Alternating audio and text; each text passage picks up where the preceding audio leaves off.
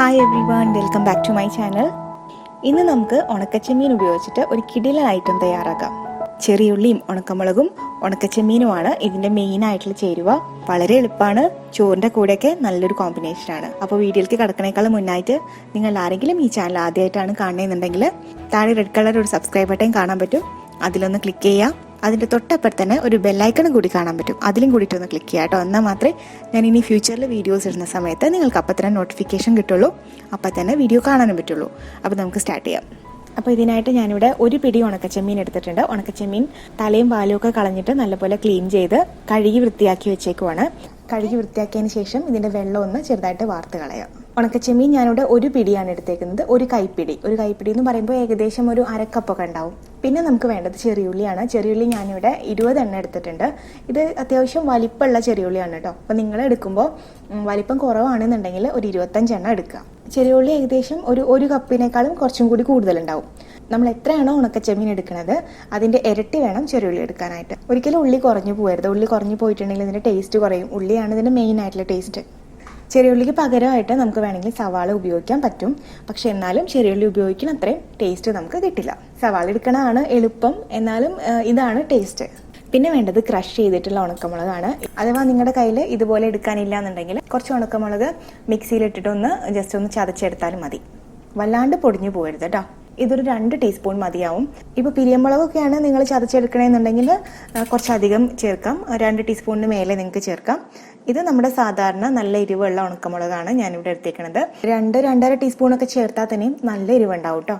പിന്നെ വേണ്ടത് വാളംപുളി അഥവാ കോൽപ്പുളി. ഇത് ഒരു ചെറിയ നെല്ലിക്കയുടെ വലിപ്പത്തിലുള്ളതാണ് എടുത്തേക്കുന്നത്. പുളിയും കൂടി ഉണ്ടെങ്കിലാണ് ഇത് നല്ലൊരു ടേസ്റ്റ് വരിക. പിന്നെ ഇത് കൂടാതെ നമുക്ക് കുറച്ച് കറിവേപ്പില വേണം, ആവശ്യത്തിന് ഉപ്പ് വേണം, കുറച്ച് വെളിച്ചെണ്ണ വേണം. അപ്പോൾ ഇത്രയും സാധനങ്ങളാണ് നമുക്ക് വേണ്ടത്. നമുക്ക് നോക്കാം എങ്ങനെയാണിത് തയ്യാറാക്കിയെടുക്കുന്നതെന്ന്. ആദ്യം തന്നെ നമുക്ക് ഈ ചെറിയ ഉള്ളി ഒന്ന് ചതച്ചെടുക്കണം. അപ്പോൾ ഞാനിവിടെ മിക്സി ജാറിലാണ് ചതയ്ക്കണത്. വലിയ ചെറിയ ഉള്ളി ആയതുകൊണ്ട് ഞാൻ ചെറുതായിട്ടൊന്ന് അരിഞ്ഞിട്ടിടുകയാണ് കേട്ടോ. ചതയ്ക്കണം നിർബന്ധമില്ല, അരിഞ്ഞെടുത്താലും മതി. അഥവാ നിങ്ങളിപ്പോൾ യൂസ് ചെയ്യുന്ന മിക്സി ജാറിൻ്റെ ബ്ലേഡ് നല്ല ഷാർപ്പൊക്കെ ആണെന്നുണ്ടെങ്കിൽ നമ്മൾ ജസ്റ്റ് ഒന്ന് ചതയ്ക്കുമ്പോഴേക്കും വല്ലാണ്ടങ്ങ് അരഞ്ഞു വരും ഇത്. അപ്പം അങ്ങനെ വല്ലാണ്ട് അരയാൻ പാടില്ല. അപ്പം അങ്ങനെയാണെന്നുണ്ടെങ്കിൽ നിങ്ങളിങ്ങനെ ചതയ്ക്കേണ്ട, അരിഞ്ഞെടുത്താൽ മതി കേട്ടോ. കണ്ടോ, ഇതുപോലെ ഈ ഒരു പരുവത്തിൽ ചതച്ചെടുക്കാം. ഇതിപ്പോൾ ഒരുപാട് അരഞ്ഞു പോയിട്ടുമില്ല, എന്നാൽ കറക്റ്റായിട്ട് നല്ലൊരു പരുവത്തിന് ചതഞ്ഞ് വന്നിട്ടുണ്ട്. അപ്പോൾ നിങ്ങളുടെ കയ്യിൽ ഇപ്പോൾ ക്രഷ് ചില്ലി എടുക്കാനില്ല എന്നുണ്ടെങ്കിൽ ഉണക്കമുളക് എടുത്തിട്ട് ഈ ഉള്ളിയുടെ കൂടെ ചതച്ചെടുത്താലും മതി. അങ്ങനെയും ചെയ്യാം. അങ്ങനെ ചെയ്യുമ്പോൾ കറക്റ്റായിട്ട് ക്രഷായിട്ട് വരില്ല. അപ്പോൾ അതുകൊണ്ടാണ് ഞാൻ സെപ്പറേറ്റ് ആയിട്ട് എടുത്തത്. ഉള്ളി പെട്ടെന്ന് ചതഞ്ഞ് വരും, പക്ഷെ ഉണക്കമുളക് ചതയാനായിട്ട് കുറച്ച് ബുദ്ധിമുട്ടായിരിക്കും. അതുകൊണ്ടാണ് ഞാൻ ഒന്നിച്ച് ചതയ്ക്കാഞ്ഞത്. അപ്പോൾ ഇതിവിടെ ഇരിക്കട്ടെ. ഇനി നമുക്ക് ഈ വാളംപുളി ഒന്ന് കുതിർത്ത് വെക്കണം. അപ്പോൾ അതിനായിട്ട് 3-4 ടേബിൾ സ്പൂൺ വെള്ളത്തിൽ ഇത് സോക്ക് ചെയ്ത് വെക്കാം. നമ്മളിത് ചെയ്യണ നേരമാകുമ്പോൾ നമുക്ക് പിഴിഞ്ഞെടുക്കാം. ഒരുപാട് വെള്ളം വേണ്ട, 2-3 ടേബിൾ സ്പൂൺ വെള്ളം മതിയാവും. അപ്പോൾ ഇതിവിടെ ഇരിക്കട്ടെ. ഇനി നമുക്ക് ഉണക്കച്ചെമ്മീൻ ഒന്ന് ഡ്രൈ റോസ്റ്റ് ചെയ്തെടുക്കണം.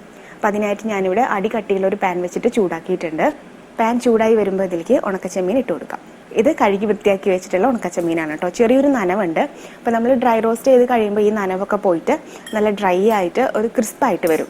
ആ ഒരു പരുവത്തിൽ വരണ വരെ ഈ ഉണക്കച്ചെമ്മീൻ ഒന്ന് റോസ്റ്റ് ചെയ്യണം. എണ്ണയൊന്നും ഒഴിക്കേണ്ട, എണ്ണ ഒഴിക്കാതെയാണ് റോസ്റ്റ് ചെയ്യുന്നത്. വേണമെന്നുണ്ടെങ്കിൽ നിങ്ങൾക്ക് കുറച്ച് ഓയിൽ ഒഴിച്ചു കൊടുക്കാം, പക്ഷെ അതിൻ്റെ ആവശ്യമില്ല. ഓയിലൊന്നും ഇല്ലാതെ തന്നെ നല്ല കറക്റ്റായിട്ട് ഡ്രൈ റോസ്റ്റ് ആയിട്ട് വരും, നല്ല ടേസ്റ്റിൽ വരും. ചിലപ്പോൾ ഒരു 5-6 മിനിറ്റൊക്കെ എടുക്കും. കണ്ടിന്യൂസ് ആയിട്ട് ഇളക്കി കൊടുക്കാം, എന്നാൽ മാത്രമേ ഇതിൻ്റെ എല്ലാ ഭാഗവും ഒരുപോലെ മൊരിഞ്ഞ് വരുള്ളൂ. തീ എപ്പോഴും ഒരു മീഡിയത്തിൽ കീപ്പ് ചെയ്യാം കേട്ടോ, കരിഞ്ഞു പോകരുത്.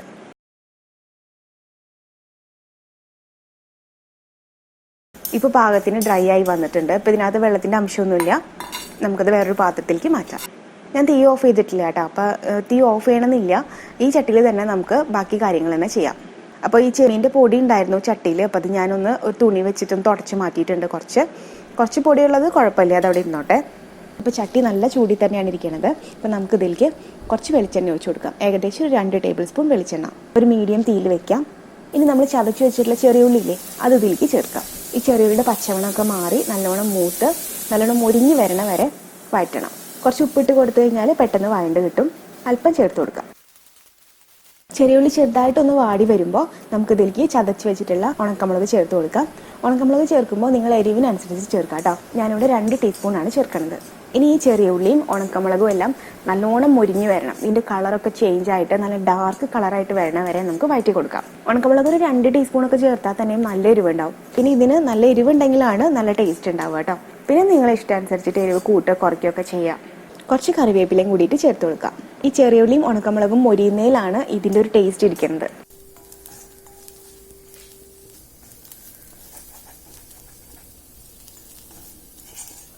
ഇപ്പോൾ ക്യാമറയിൽ കാണുമ്പോൾ എനിക്ക് തോന്നുന്നു അത്രയ്ക്ക് ഡാർക്കായിട്ട് തോന്നുന്നില്ല, പക്ഷെ ശരിക്കും ഇത് നല്ല ഡാർക്കായിട്ട് വന്നിട്ടുണ്ട്. പച്ചമണമൊക്കെ മാറിയിട്ടുണ്ട്. ഇതിൻ്റെ കളറൊക്കെ മാറി മുരിഞ്ഞു വരുമ്പോണ്ടല്ലോ നമുക്കതിൻ്റെ സ്മെല്ല് അറിയാൻ പറ്റും. ഇപ്പോൾ ശരിക്കും ഇത് മൂത്തിട്ടുണ്ട് കേട്ടോ. അപ്പം ഞാൻ ഇതിലേക്ക് നമ്മൾ നേരത്തെ ഡ്രൈ റോസ്റ്റ് ചെയ്ത് വെച്ചിട്ടുണ്ടായിരുന്ന ഉണക്കച്ചെമ്മീൻ ഇതിലേക്ക് ചേർത്ത് കൊടുക്കാം. നല്ലപോലെ മിക്സ് ചെയ്ത് യോജിപ്പിക്കാം.